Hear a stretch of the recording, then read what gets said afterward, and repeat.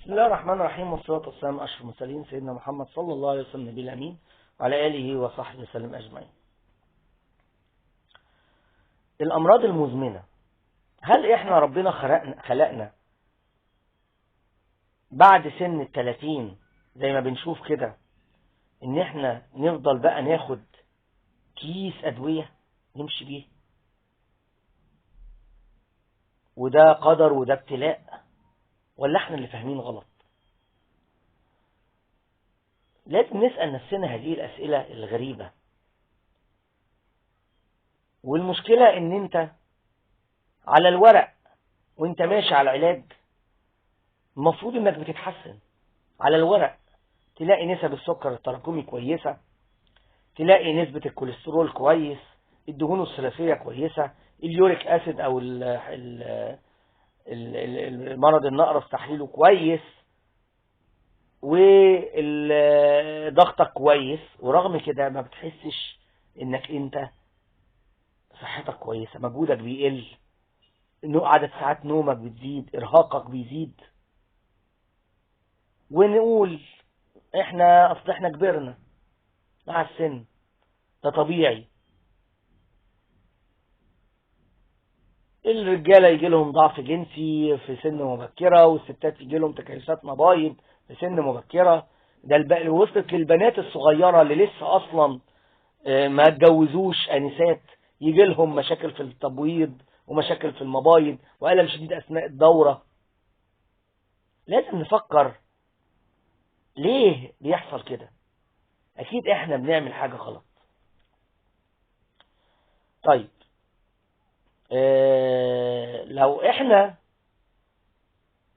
فكرنا بطريقة تانية غير الطب التقليدي اللي هو بيقول لك لا ده هو عندك ابوك عنده كذا، امك عندها كذا، كلام من ده، او يقول لك انت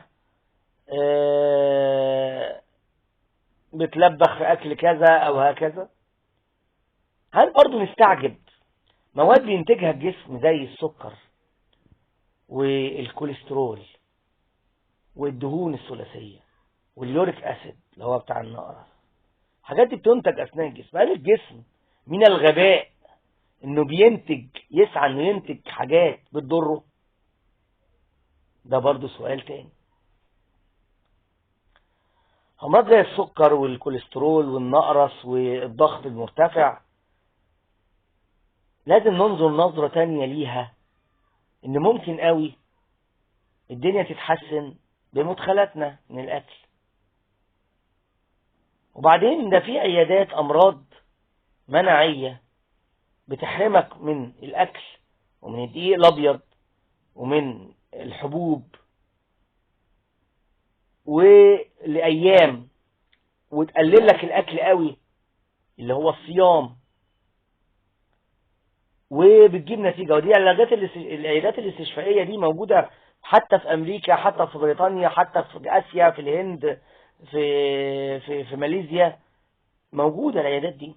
والناس في مصر، هي مش موجودة في مصر على فكرة، الناس في مصر وبعض من الناس المشاهير اللي يقدروا يسافروا ويتعالجوا بره، اما بيجي لهم امراض مناعية بيروحوا يستشفوا بره بطب غذائي، بأنظمة غذائية. فليه ما نحاولش نفكر بره الصندوق زي ما الدكتور ضياء العودي رحمة الله عليه فكر؟ ليه ما نفكرش ولو للحظة ممكن يكون هو صح او في حاجات صح؟